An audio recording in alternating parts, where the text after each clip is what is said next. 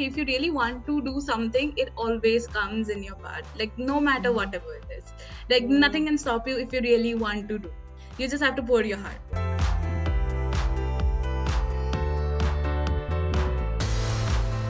The world is yours for the taking. Let's talk about the triumphs, the dreams, and the challenges of the next generation on my talk show, Say Something with Mads, where young people take the lead. So today we have a young guest from Delhi. She's originally from Assam, but she's right now joining from Delhi, Sagareeka Deka. Sagareeka, welcome to my show. Thank you so much. I mean, this is such a great opportunity, and the entire work which you're doing, that not only promotes us young people, gives us a platform to, reach out to more and more audience. I think this is amazing, and thank you so much for, inviting me and considering me for this. Thank you so much. The honor is all mine because if I have to tell what Sagarika is doing right now, you'll be amazed at this age. She has achieved so much. Sagarika, I connected to her. Just a little backstory is through Ashoka Changemakers. Ashoka Changemakers list of 20 changemakers in 2022 features her, and I went through that website to get the names of people who are the change makers, and I connected to her, and here she is today, and we are excited to ask her so many questions. But my first question to Sagarika is who Sagarika is in her own words, and what does the name mean, and who coined this beautiful name? Over to you. Yeah, I think if I have to talk about myself, I am a very, like, I don't know, I am like a very, like, I have a lot of things to do. I have a lot of hobbies, and I like to do everything. And so so I'm a mess technically, but yeah, I think a productive mess. So Mm. yeah, as my name, Sagarika means the queen of ocean. And yeah, I think I am like that ocean, always in the flow, and I don't want to think much. If I like something, I just want to do it. So I'm that kind of person. So yeah, and the name I think was coined by my parents, probably my mom. So yeah, that's there. But yeah, I think as I said, like to do a lot of things as different hobbies and stuff. Though, as a young kid, I started off with art. So art has always been a part of my life. So I was 4 when I started drawing, and one of my Okay. biggest inspiration was my dad, because he used to paint too, and he used to do a lot of different things. And my mom itself, my mom herself used to make different graphics. She used to make different she used to use colors, and paint, and bed sheets, or curtains, or dresses. She used to make things like that as a hobby too. So I think that's where the entire thing came, and I was very passionate for art. And I've graduated art from, and from fine arts, which is, again, a medium of art where we mix different colors, and we, draw. So yeah, I think art has always been a part, and since then, it has taught me a lot, because I think as a person, I'm a very patient person, and I like to take things slow. I like to think, and think about it, and understand things. Even for people, whoever I meet, I feel, for me, people and connection is very important. So I think art has taught me that thing, to be patient, Mm. because even if you're making a drawing, or you're putting up something in the blank canvas, it's full of ideas, right? Different ideas. Mm. So I think that's where my ideas, or the patience, or how to blend, because blending is very Mm. important in art, right? So I Mm. think that's where the learnings come from. And I still remember there are, like, paintings hanged in my home. So one of these painting, I that is very close to me, was when I was in around, like, class 5, where I saw the sawdust, right, which you get, like, Yeah. my Yeah. house was going under construction, and I saw the sawdust while I was brushing, and I was like, this is so pretty. I don't know what is it, but this is so pretty. I want to make something out of it. So I collected all of them and put it in a bag and hide it in my room, so that my mom does not see, otherwise she would throw it. So I kept it, and I made an entire portrait of a Pahari girl using Oh, that. wow. Yeah. Okay. And so I used to just say, like, whenever I used to go to my relatives' home, I used to be like, keep the eggshells for me. so that I made a Oh. painting out of eggshell. So I like using these things and paint whenever and wherever you can, because Mm. again, canvases and paints and everything, on paper, I like it on paper, but I like it on different things. I like to experiment on different things. Different So I think mediums. that's, yeah, so Also, that's also one of the things. Yeah. Sagarika, also, if I were talking to you pre-interview, and you said that you also play instruments. So, Yeah. and what are you doing education-wise, and why are you in Delhi? Let's speak about this a bit. Yeah, so like I am currently pursuing zoology honors and research, and I'm also doing like a dual degree in political science honors. So I Oh, think wow. why like both the fields are completely opposite fields. But as I said, I am like a productive mess, so I couldn't really figure out that what we want. And as Indian education system, as you know, that you have to pick up one particular stream. So I think that's why I had to take two things. But yeah, I think like that's what I like about both the fields, is that I have keen interest in biology. I like biology. I like human body, like to study about human body. And also, I have interest in politics, and maybe in near future I would see myself somewhere as a leader. And yeah, that's there.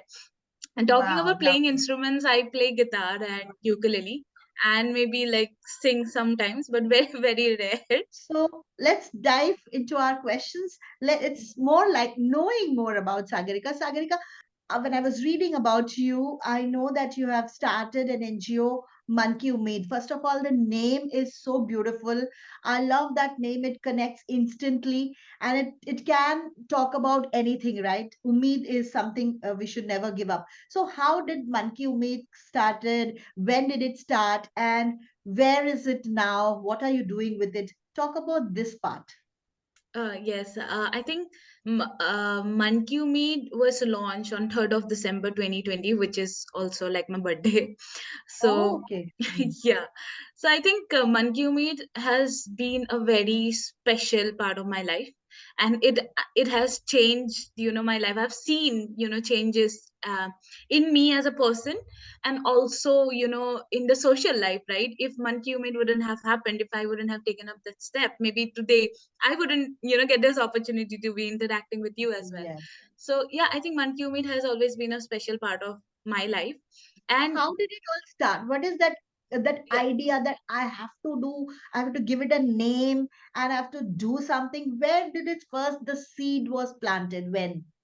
actually, like what I used to do is that every, Children's Day, which is on 14th of November, I used to, go to different slums and distribute chocolates, teddy bears or clothes or different Okay. things to the kids. Mm. So that was Mm. something which I used to do on my personal end, and, maybe, Yes. take a friend or two and, do it. So that's when I Mm. met one girl. And she was, asking for, she was begging basically. She had a kid in her hand who was like a legit kid, baby, and a toddler whom she was holding from the other hand. And I interacted. I make sure to interact with every kid I, meet. So I interacted with her, and she told me that, like I asked her basically that who's this kids, right? Who's that baby and who's this kid? So she said that the kid is my uncle's son, and the baby she's holding, she does not even have an idea that who the baby was. Then I got very shocked, and and like, how can you not have an idea of a baby whom you are carrying? And she told me that a few months back someone left the baby there, and she found it, and she had no option but to adopt the child. So I think that it still gives me goosebumps, because that story has so much power and so much depth in it. Like, imagine a person who does not even know, and she was 17 or 16 at that time. So that was very Oh. young. She was very young to even think of a future of herself, or like, she was in a state that she does not even know that she would be able to earn the second meal. But still, she had a big heart of adopting the child, because if she does not adopt that baby, then probably the baby will be dying. So I think Mm. that has really touched me. And that's the moment I was already working for it. For like past 6 months I was already working under the chapter and things.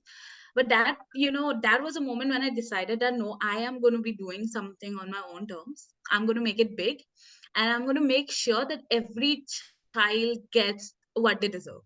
because every child is deserved to be treated special, because children are special.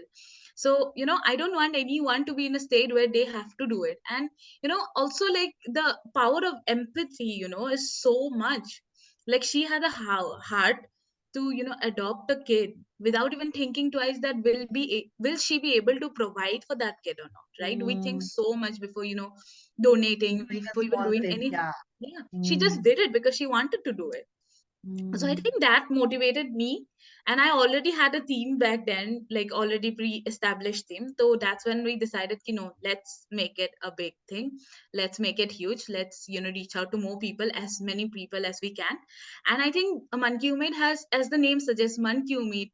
The reason why I put the this name is that Monkey Umid basically translate what you want, right? It's the wishes of Mm. your heart.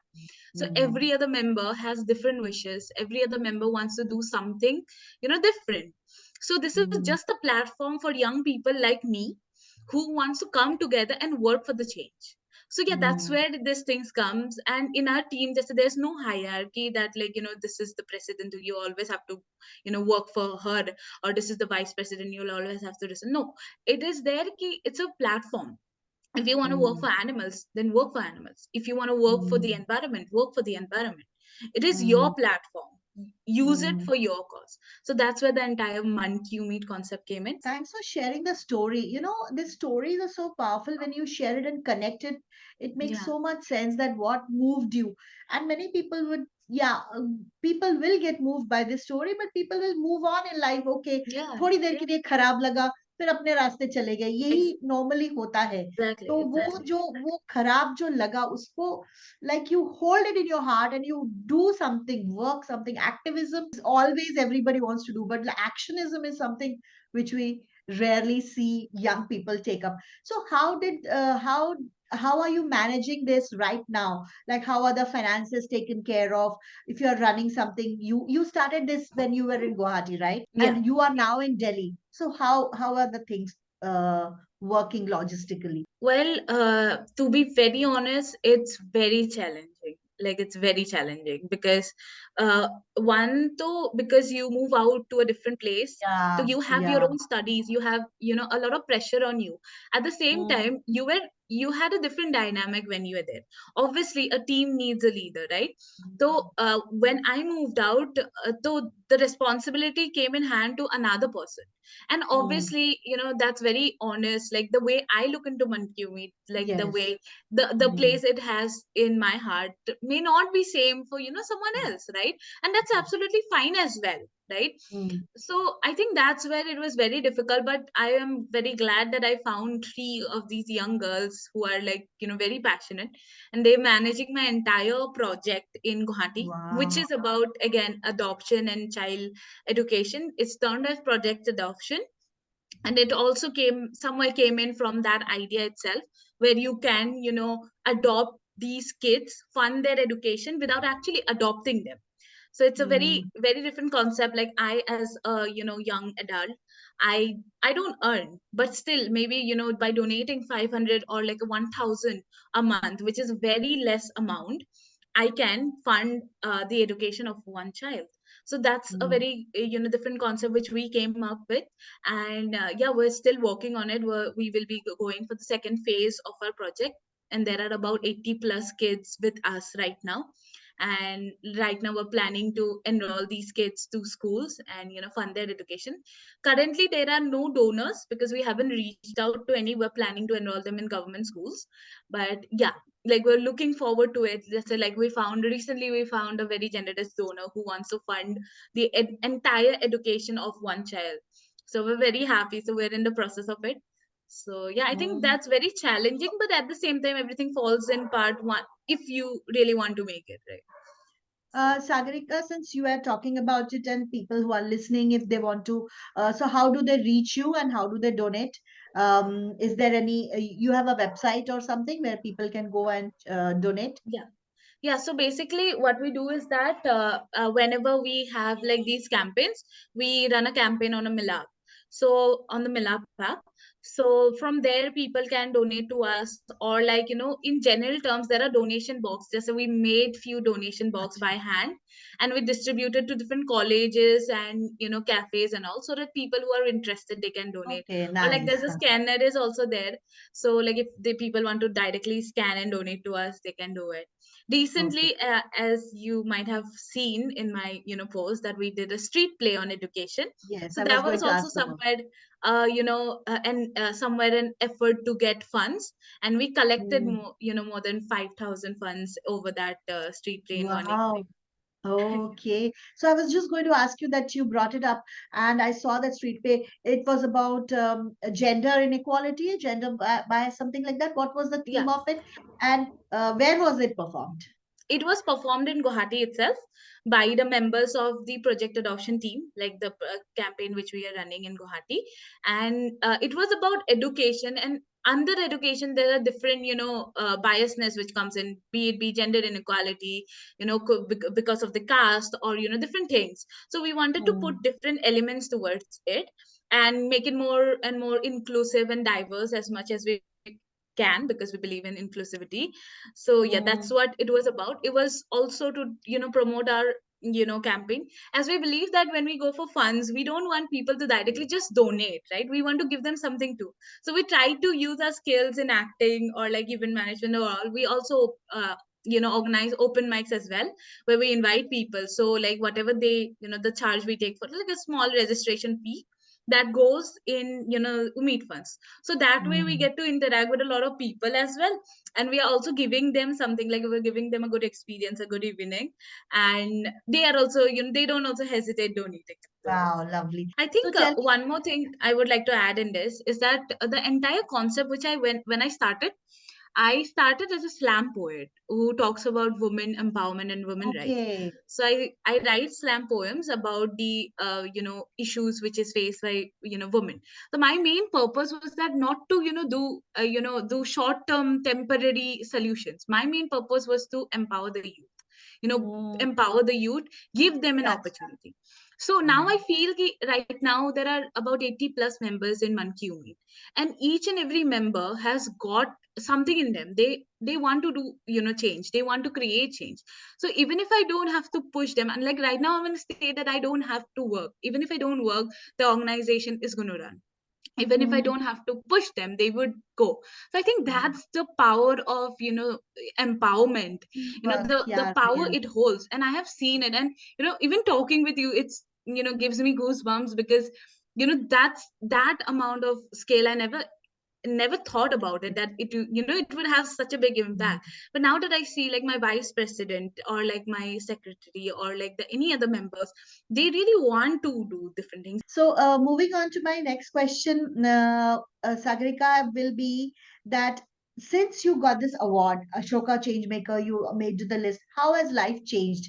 The spotlight is now on you. You are giving interviews. You are talking. So that has it not happened? Would this monkey meet got that boost which it got because of that, or it's a vice versa? Since you're working, you got picked up, or you got picked up and the work became bigger, right? I think both the points come into the perspective. Like since I Mm, was working, I got into Ashoka, right? So that's mm. obviously there. But I Obviously, think yeah. Ashoka Young Changemaker is like a community of young people, like very like-minded, Mm, passionate people. Whenever I be in these, retreats or session with Ashoka, it's always a very change-making, thing, because you get to interact with so many young people who are equally passionate. And that makes me feel okay, okay, this is not only me, there are so many so people many, who yeah. wants to create change. So I think it's a very very happy and very loving community of people that I'm lucky to find. And yes, Mm, obviously, like Ashoka has obviously helped me, boost my career.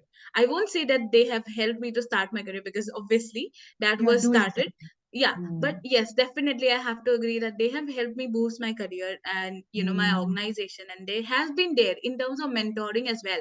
People are very friendly over there, and they really help you. If there's even the silliest of silliest doubts, if you ask them, they're always available.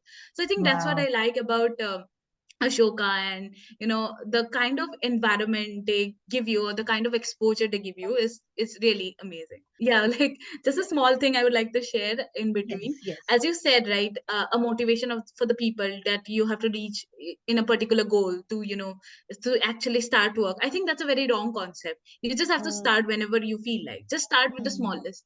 I This was again one of my personal experience. Like, as I said before, that I have been grown up watching TEDx videos. Like, I really like TEDx talks, and mm, I always mm. imagine myself back in 2018 and 2019. I always imagine myself that, okay, one day I'll get a chance to be talking.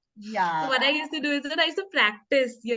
I used to go outside, and like in the balcony area, I used to practice as if I have an audience, and I'm just giving a TEDx speak and all. So it was very silly of me, but yeah, I think there was the power. manifest. Yeah. Yeah, manifesting. And in 2020, I gave my first TEDx speech. So I think Beautiful. again, that was very Yes, random to me. that's surreal. That must be like, oh my God, Yeah, all the universe is trying you to yeah, be on the exactly. stage. Yes. Exactly. Like, TEDx speech happened in 2020, and even the future with Humans of Bombay, that also happened. So I think, that was one thing I realized. That, okay, if you really want to do something, it always comes in your path. Like, no matter Mm, whatever it is, like mm, nothing can stop you if you really want to do. You just have to pour your mm. heart to it. Sagarika, you are an inspiration for not only youth, for me as well. So beautiful. Sagarika, since we have had a long chat, now let's ask what are your strengths and what are your limitations? What are your weaknesses you want to overcome? Yeah, I think my strength is again talking. Like, I really like talking with a lot of people and like interacting and knowing about them. But also, this is one of my weakness as well, because as a child, I was very shy and very introverted. So for me, speaking up was very difficult. So I think if there are 10 people around me here, then I would be the last person to be interacting with, because I have that Okay. thing. But if you interact with me personally, I think I'm a very open and extroverted person. But yeah, I Mm, think a little shy factor, so which I really want mm. to overcome, and Even be. now, I don't see that at all. You must, you have to overcome, you have already overcome that. So you don't, maybe not know it. You still Yeah. feel that you have to overcome that. I don't think so. You have no, you have broken that barrier. Okay. So, Sagarika, my next question is, do you look up to somebody? Do you have a role model? Or you think, or if you have, why and who? Well, I think I have a lot of role models. Like Okay. like for me, Let's have like a for few me, names. yeah. So like, just like, I won't even name, like, just obviously there are so many young people who are doing so many Okay. things. But I Mm, I believe in this concept that in terms of role model, the be it be Malala Yousafzai, or like Nelson Mandela, or whoever, like the books mm, that I read about them, mm, you know uh, mm, I think something or the other I try to take up from them. But also I think I also look up to people of my age also, who are doing different work. Be it mm, be smallest of the smallest, that I said, like being able to manage everything is also a success. So I try to take mm, inspiration from that person also. Okay, that this person is managing this stuff. Or this person is doing this much at this young age. There's this mm, change maker from Ashoka as well. She's the first change maker, Garvita, and she has reached out to Forbes, and she has done so many great things. So I do yeah. look up to her as well. So I think Yes. that's the entire concept of my role model thing. I try to pick up something like, very frank, like from you also, like at this thing you started something else from your normal day to day career. You started to no, Mm, I'll do something different. So I think that's also a very challenging thing, which mm, maybe someday I'll try to take something from your end too. So mm. yeah, that's my Lovely. concept of role Yeah. model. Now, the next question is something which will be a little random to you, but think about it when you answer this. You have to write a book Okay. on yourself. What would be the title of that book? I think if I have to write a book for myself, it would be about stories. Well, the Okay. title is again like maybe something, well, I don't have a title fix, but I know that if I have to write a book, I'll write about stories. And I was planning to actually, write a book about the different Human stories of stories. social work. Yeah. So something which people don't know, like about working in the social field, working on ground, interacting with a lot of people. So I think not many people get that chance or opportunity to interact with so many people on ground. So I want to bring Mm, that to people from my book. mm. Okay, my next question is, you have to take three unknown people to dinner. Okay. Who would those three people be, and where would you take them? Okay. This is a fun question. I Yes. think I would take Narendra Modi. I would take a woman that we worked on a menstrual dive, and I would like to take a kid from my project adoption project. On the So yeah, table. that's where But you I have would all want to take age them. groups covered. Yeah, You have all the age groups yeah, covered. Wow, lovely, yeah, lovely. Yeah, I would love to hear this, the conversation which will happen from the kid to Narendra Modi to you, yes, everybody together. yeah. Amazing. So, Sagarika, what if you have got to change three things in the world? What would Mhm. those three things be? You have If a I get, power, yeah. you have a power, you have immense superpower. Three things you can change. What are the three things? I think first thing I would try to change is the perspective of people. Like if I could, inject empathy in everybody, I would have done that. So the, because again, as I told you, the power of empathy and how you can actually create change with that. So I think Mm, if I get a chance, I would do that. The second thing is that the gender based biasness which is there, as I believe completely work for the women rights, and also I think I would like to change that. And the typical misogyny or casual sexism which is there in our society, which goes very unknowingly, and people are like yeah, very ignorant toward it, people don't even see it. yeah. So I think I would like to Mm, change that. And also the mm, education. I think education is power to, if you give education to someone, you're giving the biggest power to them. It has the power to change life. But again, there are a lot of faults in the education system. There are a lot of yes. issues with it. There are a lot of corruption in it. So if I get a chance, then I would like to change these things. I think the world would be a better place if people are educated in a right way, if people understand the importance of inclusivity, people understand the importance of equality, right? So I think world would be a much much better place, and maybe one day we will not even need change makers like us creating and doing so much of work. Maybe world will be a much better place to live Also, since we are talking about gender biases and sensitivity, something which is, I have was not planning to ask this, but since you are in Delhi and I was looking here, recent news about in. the violence against women, Yeah, what is happening, what kind of torture, what kind of the murders happening. People trust the boyfriends and they are again, yeah. the life is taken out young girls. So this is really disturbing.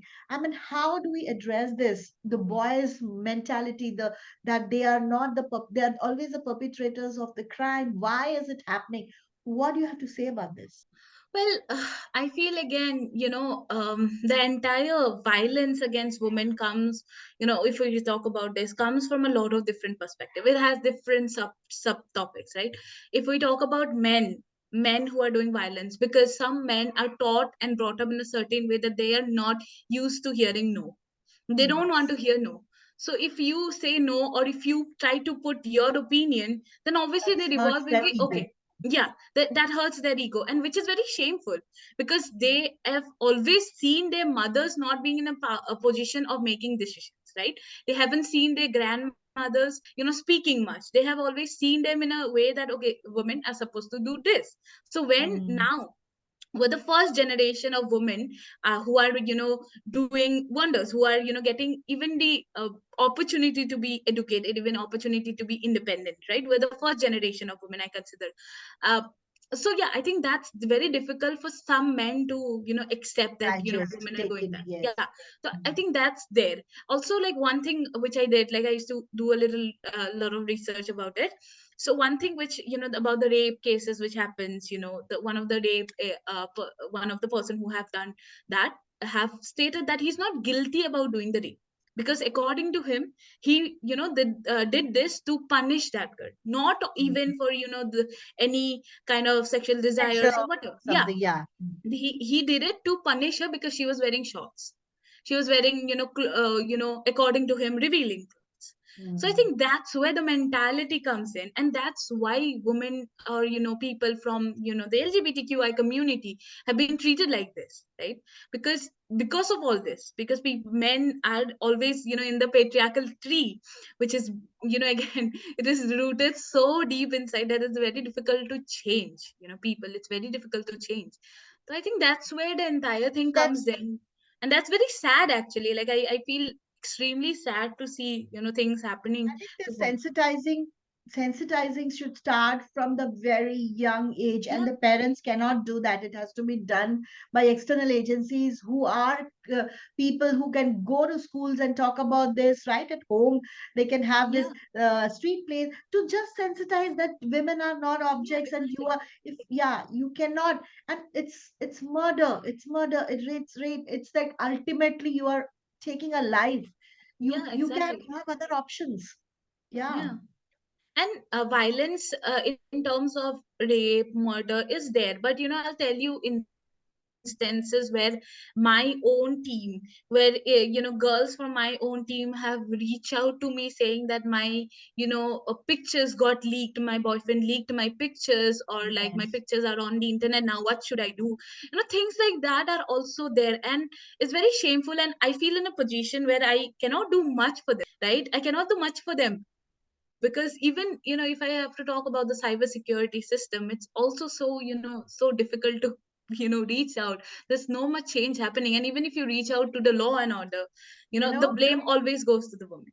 So girls. that's it. Uh, and the need to be accepted is so much that Yeah. you are not within yourself like, okay, I need to be accepted by somebody to say that I'm beautiful. Yeah, I Yeah, need to be exactly. accepted by a boy to say that, okay, I'm beautiful. Yeah. So that need to self, I would say, the Validate. gratification is so much that Yeah. all Yeah. this problems arises. I mean, there is never ending topic, so we Yeah. can go on and on, Sagarika, with this.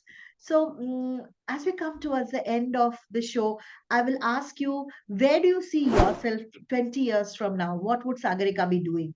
You have already done TED Talk, you have already been on platform. So, what is that big picture you see yourself? Where are you sitting right 20 years now? Well, I think 20 years now, I think me as like Sagarika only, not as the founder of Mancumin, I would like to obviously have a family, or like, be stable, be independent. Yes. Yes. As again, family is very important for me. But as the founder of Mancumin, I would want to be developing different businesses, giving employment opportunities to women, as we are doing that as one of our chapter. We're planning to do that.